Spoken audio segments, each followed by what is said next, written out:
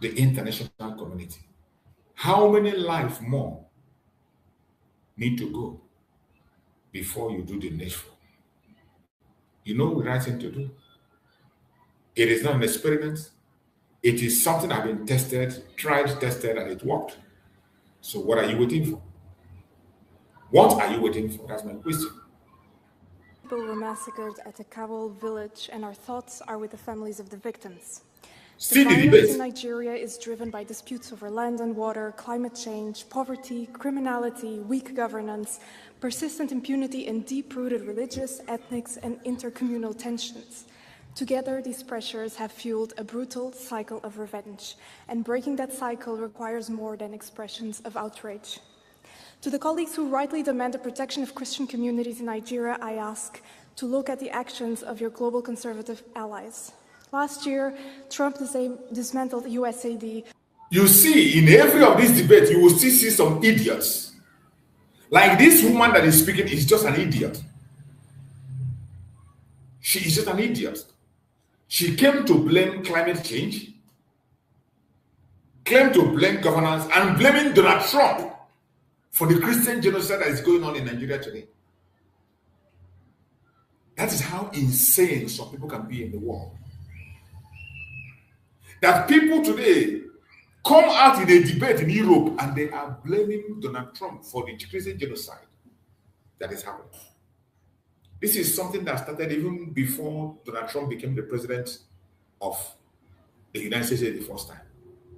Christian genocide is older than so many countries of the world. Christian genocide in Nigeria. It didn't start yesterday. It didn't start 10 years ago. It didn't start 20 years ago. It did not start from Biafra Civil War. It started all the way back to 1945. And look at somebody coming to debate. Even at this point in time, when it has become very clear to the whole world that there is nothing like farmer or farmer-elder clashes in Nigeria.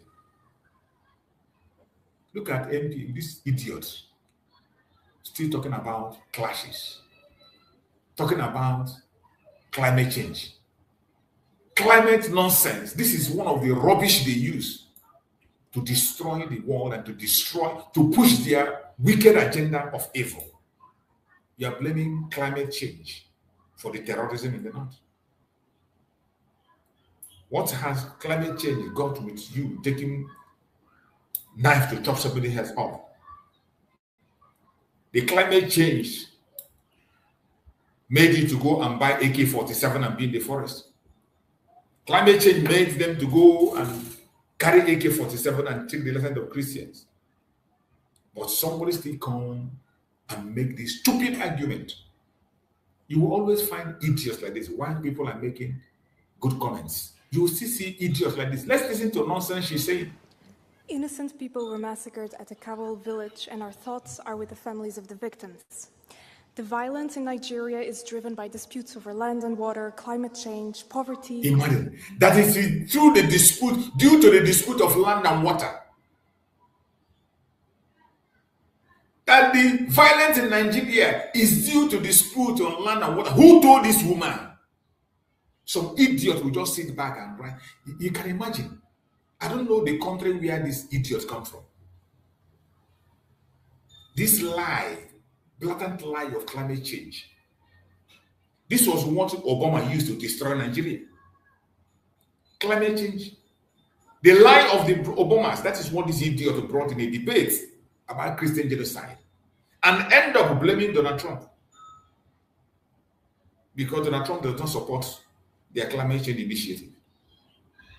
Who said that climate change is the reason Boko Haram is destroying life? Who said that climate change is the reason the Fulanis are taking over lands? Who told you that? The insecurity in Nigeria, the terrorism in Nigeria has nothing to do with climate change. It has nothing to do with farmers and herders. This is a jihadic agenda to take over Nigeria and make it a model of the Fulani Janjaweed, what they want. How dare you speak about climate change, even when it is obvious, the truth are already out. You see, sometimes when these people speak, I wonder why they think that they are smart. Why they think that they are smart and the other people are idiots. Even people that have evidence. You have not visited Nigeria. Even if you visited or you didn't visit, all you need to do is to pay attention to the history of how this genocide has been going since 1945. Since 1945. And today you are talking about climate change and blame Donald Trump for the Christian genocide. This is the highest level of idiocy. And you can only find this in Europe. Nonsense. Speak, let's hear your nonsense. Weak governance, persistent impunity, and deep-rooted religious, ethnic, and intercommunal tensions. Together, these pressures have fueled a brutal cycle of revenge, and breaking that cycle requires more than expressions of outrage. To the colleagues who rightly demand the protection of Christian communities in Nigeria, I ask to look at the actions of your global conservative allies. Last year, Trump dismantled USAID with enormous consequences in Nigeria. Hundreds of schools in conflict-affected areas were closed. 1/5 of the national healthcare budget was taken away. Imagine the consequences on maternal health and on the fight against HIV. Conservatives have defunded the very local networks, many of them Christian faith-based healthcare providers that offered a front line against poverty and radicalization. I call on the EU to be a committed partner in supporting humanitarian aid, conflict prevention, justice reform, and climate resilience, and on the Nigerian authorities to protect all civilians, and on my colleagues to also make sure that right-wing populism doesn't cut away international aid. Thank you. Thank you very much. We will always see idiots like this who they write a script and give you to come and read in a very sensitive debate. A debate that is about human life. You come there, you write a script, they give you a script to read, and you come and read and you say thank you and you walk away. You look at her, how she looks in all she's speaking. Blaming climate change for the insecurity in Nigeria is the greatest disservice you can do to the innocent life that people are losing daily. The greatest disservice to Nigeria is to tag the insecurity to climate change. This is what they have done for a long time. This is what the globalists have done for a long time, to push their evil agenda. It is these same people that are trying to Islamize Nigeria that are the ones that are pushing this narrative. Climate change made you to supply AK-47, buy AK-47 and begin to take innocent life. Climate change made you to go and destroy, take your cow, go into the farm and destroy the farms. Climate change made you to come to the south to come and take innocent life. To go and kidnap in Kwara. You go and kidnap a child of 2 years old. Climate change made you to go and kidnap a child of 2 years old in Kwara State. Climate change made you to go and invade school and take all the children in school.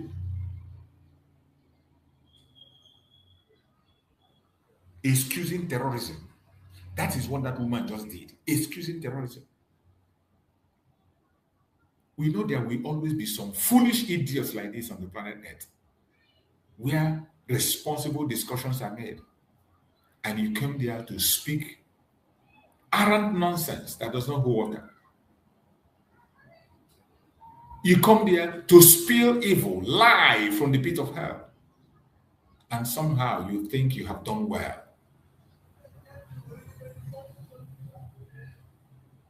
You think you have done well. Somehow, right? You think you have done well. It will never be well with you. It will never be well with you. Let us look for another one. There's another video again we need to also project. There's another video. But the most interesting thing is that the debate is already on. The debate is heated up, is going on. And it is interesting that even as the United States has started it, decided to withdraw. The rest of the world are not withdrawing. They are paying attention. They are paying attention. And by the grace of Chukwu Okike, the needful will be done.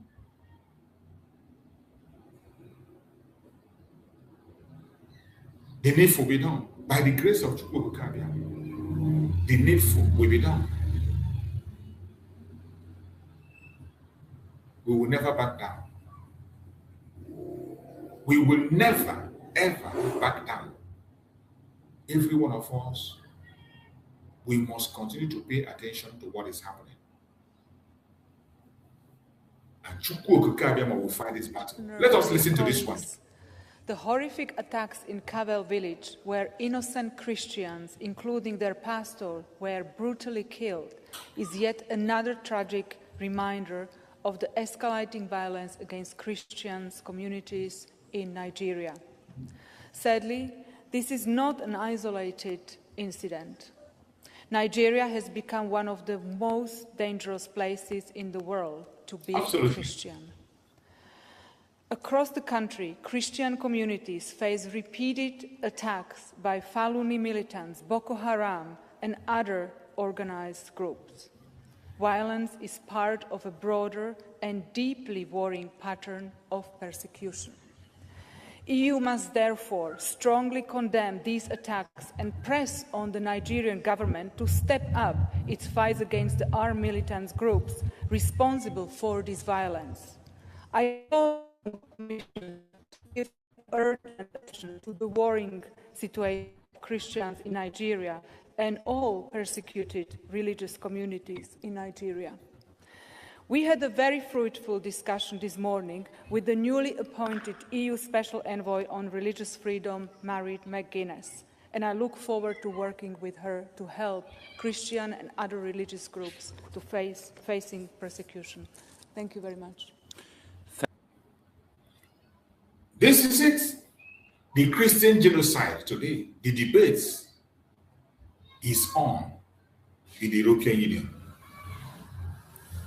Donald Trump started it, and for one reason or the other, he's backing down from it. Or just as Chukwu Okike might have it, whatever will be, will be. He will always do his thing the way he wants to do it.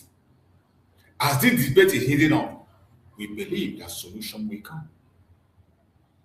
Solution will come. It will come when you don't even expect it. It will come. When you least expect it, that's when it will come. So, wherever you are, you must never bow down. We must not back down. The Christian genocide is real. It didn't start yesterday. And even if you fail to address the Biafran issue, there is no way you can address Christian genocide effectively without touching the issue of Biafra, because that is the origin of what you are seeing today. The genocide you are seeing today against the Christians started with the Biafran people, with the Igbos more especially, since 1945. This genocide has been going on since 1945. In the 80s, I witnessed it in the northern part of Nigeria. 90s, I witnessed it in the northern part of Nigeria. It was always an attack on the Igbos simply because they are Christians. They call us Inyamiri. And anyone that identifies as a Christian is seen as Inyamiri. And in all this attack, there has never been any compensation. Nobody talks about it. Most time, initially they address it as a riot. Most of you who are very conversant with the issue here, they will tell you about Kanu riot, Yola riot, Kaduna riot. When you hear about it, these are terrorist attacks where innocent lives lost, where they take innocent life. But then they were not addressing it as terrorism. They were just addressing it as they call it riot. That's what they call it then. And when they just announce it casually. And in all this riot, hundreds of people die. Thousands die. Kaduna riot. Kanu riot. Bauchi riot, Yola riot, in all the northern part of Nigeria. Every one of them have experienced one riot or the other. In Sabongiri, properties destroyed, lives destroyed. And the only way they identify you in the north is you being a Christian. If you are a Christian, you are an Inyamiri. If you are a Christian, they see you as a Inyamiri. You see, when we are talking about Nigerian diversity, if you are not a Nigerian, you will not understand. If you are not a sincere and genuine Nigerian, you will not understand the depth of the diversity in Nigeria. If you are watching from distance, when we complain, you will just look as if it's just a rhetoric we are trying to entertain, but it's not entertainment. The diversity in Nigeria is a destructive one. A diversity where a fellow human being does not see you as a human being. They look at you, you are less than human. They regard a fowl. They regard their fowl more important than you. They can take your life to protect their fowl. They don't see you as a human being. How can you live with such people? How can you survive in such environment? An environment where you are not regarded as human. You are not seen as human. Even when in the standard of human, you are much, much better as a human being than those who denigrate you and look down on you. The diversity in Nigeria is a destructive one. It is not something that you can amend. It is not something that you can manage. If you refuse to address it at the right time, it is a time bomb that will definitely explode. It's just a question of time. At the right time, it will explode. No matter what you do, no matter what you say, it will definitely explode. That is how bad it is in the zoological republic called Nigeria. That is how bad it is to identify with that entity called Nigeria.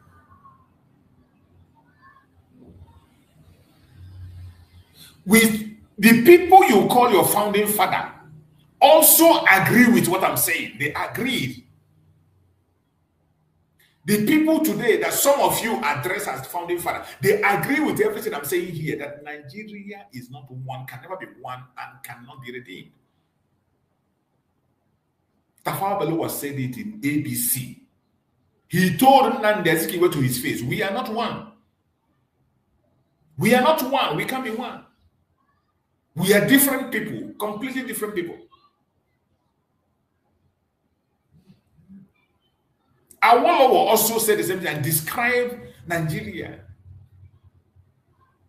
as just a geographical expression. That is what they call it. It's just a geographical expression to a name that was used to describe people that are living in a certain area, not a nation.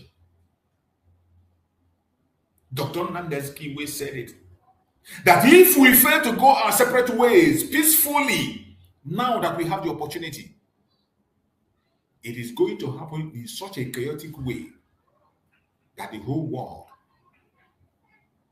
will watch, will see, and cry. This is the speeches of people you call your founding father. This is what they said. But today, an idiot will still come and begin talking about unity of Nigeria, presidency of Nigeria, unity of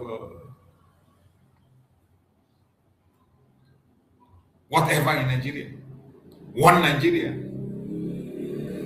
something that you know is impossible.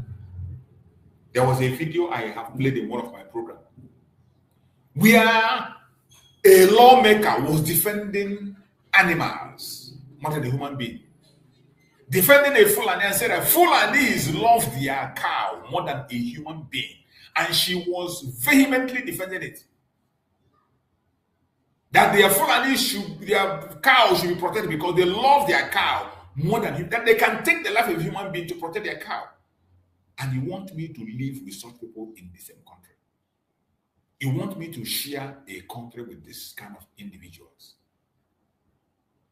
only a deranged person will accept to share a country with such animalistic people. Who cares more? Who place animal ahead of a human being? And when you say it, you call it hate. It's not hate. It is truth. You know, truth is bitter, but must be spoken, whether you like it or not. Whether you like it or you don't like it, we must speak the truth. Wherever you are watching this program, don't look back. The time is close. The time for us to look forward is here. This is not the time for looking back. It's not the time for propaganda, blackmail, or any kind of idiocy. Stand your ground. Self-determination of Biafran people is all we're asking for. If you're a Biafran, focus on the collective interests of your people. Self-determination. We don't have interest in Nigerian politics and whatever they want to do. All we are asking is an independent state of Biafra, and that we are going to get. Continue to support our Supreme Mazi Nnamdi and promote the cause. Support our Prime Minister Mazi Nnamdi and pray for his release very soon. Wherever you are watching this program from. As always, we will try as much as possible to go to their conventional media also and see what they have in their media. We are going to bring to you what they have in their media. So from there, we can be able to share some other critical and important information that you need to hear and you need to see. It is important that we keep these informations. We keep them coming. You know, the reason we go to their conventional media is to make sure that we confirm every single thing we are saying through their own media. Because some of them will think we are making it up. If you are not a Nigerian, you might think we are making it up. And some of them will be pretending not to see. So we go to their media to bring similar things. Because when you go to their media, what you are going to see is exactly what I'm saying now. The only difference is that they're going to put political correctness in their own. But we say it raw the way it is, without fear of effort. I want us to have a short break, and then we will come back and go to their media and see what they have in the media today. Let's have a quick break and come back. Follow for Gotao. Them say Tinubu don't follow for Gotao. Tinubu don't follow for Gotao. He want to take it taxi chop off our head. Senate house fall and the criminals. Country military fall and the terrorists. Injustice on motor shop forget law for inside court. Changaro Republic at the government. Kamala me don't fall for Gotao. Him and GFCC put the leg for shit. Them say Sheikh Kukumi don't fall for Gotao. Because Donald Trump don't come to Machamo. He go matching Boko boys, matching terrorists. As the government knows the way for kidnapping to stop. I make it don't fall for Gotao. Them make it Nigerians see one die for suffer. Welcome back, welcome back, welcome back. Thank you so much for your patience. Thank you for waiting for us. Thank you for being part of this program and joining us up to this very moment. I appreciate every one of you that have been part of this program. And now we are going to go to their media to bring out some information that they have in their media. Things that are happening around the world, and some informations that are also coming from Nigeria on what they are doing, and event more especially on the insecurity, which you know is always the biggest thing that you always see in their media. So we're going to go there now and get to their media. As you always know, in as much as We understand their weaknesses, their false informations, but to an extent, we can equally make use of what we have to educate the world and also the people on what is happening in the Zoological Republic and what it looks like in Nigeria. So it won't be that we are just on our own saying things without confirmation. So let us start from here. Lawyers file FOIL requests, demand record on billions collected under Tinubu's NUPRC oil and gas royalty directives. That's fraud. Everything they are putting in place is for fraud, to extort. This one says, troops repel ISWAP attack, rescue abductees, arrest terrorist logistics supplier in northeast Nigeria. Every time, only logistics supplier, then they arrest. Only logistics, and when you look at logistics supplier, you go now, you see people that went and buy food for them, people that went and buy petrol, people that went and buy, this is the kind of, look at the young children that they arrest. That's it. But the main fighters are in the front and they will never do anything. They will come and go. Mad people everywhere. Edo Civil Society Coalition give DSS 48 hours to release detained journalist Zainab Sadiq, threatened nationwide protests. They arrest this journalist just because she was doing her job. I think she's a journalist working with Showore and DSS. This is where they flex their muscle. When it comes to the Fulani terrorists, they can't do anything. But citizens, innocent citizens that are doing their legitimate job, that is where they show their muscle. Interpol.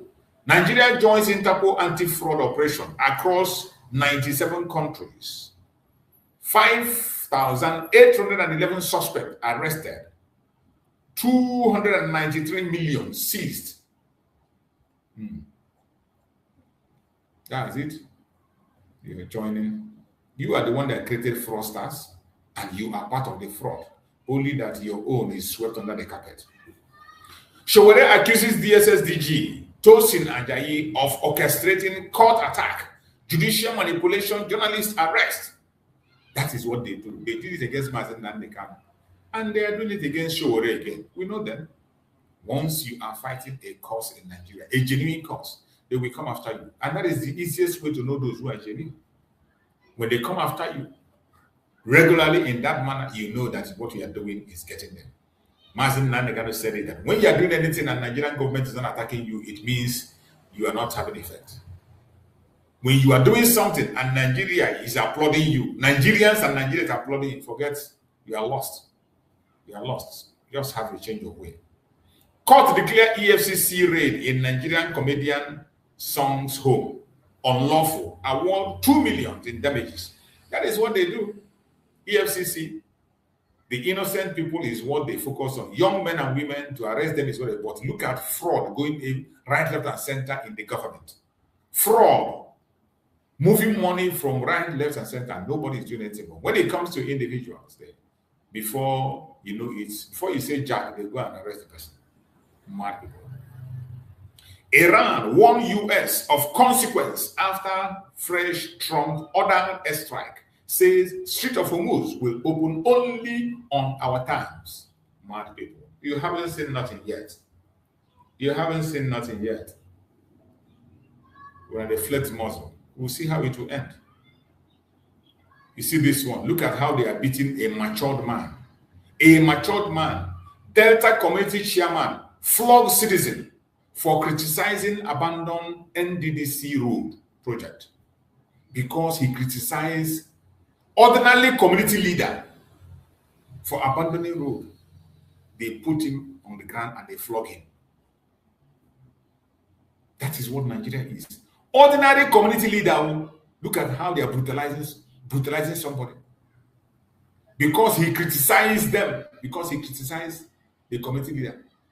Maybe they must have given the money, awarded the contract, and the man eats the money. And this one, they criticize him now. They catch him and they are flogging him. An innocent citizen. Just because he criticized the evil they are doing. That is the country you want me to be part of. God forbid. Zamfara Emir rejects farmers' headers narrative. Says northern Nigerian banditry grew from revenge killings. So former headers know they work again. But meanwhile, one idiot is in United Nations there talking about former headers. That idiot, that clown that I just played her video now, in the European Union debates, is still there talking about former headers clashes. Look at an emir saying a different thing. The narrative not the work again. Oh. The narrative is not working again. It says it's from revenge killing. Even your revenge killing, you haven't said it out. Revenging on what? What are you revenging? Revenging from what? Adeleke campaign alleges coordinated PVC buying, voters' data harvested ahead of Osun governorship election. That is what Nigeria is known for now. That is what they are known for. Are you surprised? Those kind of news doesn't move us anymore. Yoruba community gives Hausa scavengers 7 days to leave Ibadan or Ojo after deadly clash. Yoruba community gives Hausa scavengers 7 days to leave Ibadan or Ojo after deadly clash. You see? You will continue to hear this kind of ultimatum, giving people mandate, ultimatum. Unless that was how the northern youth gave ultimatum to the IPOBs to leave. Before you know, Yoruba will give Hausa will give, because we are not one people. Because we are not one people. You cannot see a person from the United States giving another person from the United States the ultimatum to leave in your own country. Or somebody from UK coming to give person from UK ultimatum to leave. Leave to where? But because Nigeria is not one, has never been one, and will never be one, you will continue to hear this kind of ultimatum. This is why disintegration remains the ultimate and peaceful way to solve the problem. Nothing less than that. DSS moves to arraign detained journalist Zainab Zadik over unknown offense. Showere, you can imagine. They want to take the girl to court for unknown offense. Nonsense. Man, people everywhere. Delta community chairman oversees flogging of indigent over Facebook posts on abandoned NDDC road. Imagine. Because somebody posted a video of road that was abandoned. Because somebody posted a video of road that was abandoned. That is why they were flogging this man. That is what you see in Nigeria. Intimidation. Ordinary local government chairman, of course, supported by the governor. Video. Fresh rain damages newly rehabilitated Moro Bridge in Kwara. Now so, rehabilitation indeed. AAC accuses DSS of state terrorism over journalist Zainab Zadik detention, demands immediate release. That is what they do. State terrorism is that one is very clear and seen. Gani Adams state sweep at Sunday Igbowo's Iru Ekun outfit says publicizing operation endangers lives. They show himself now. They show himself that one concern.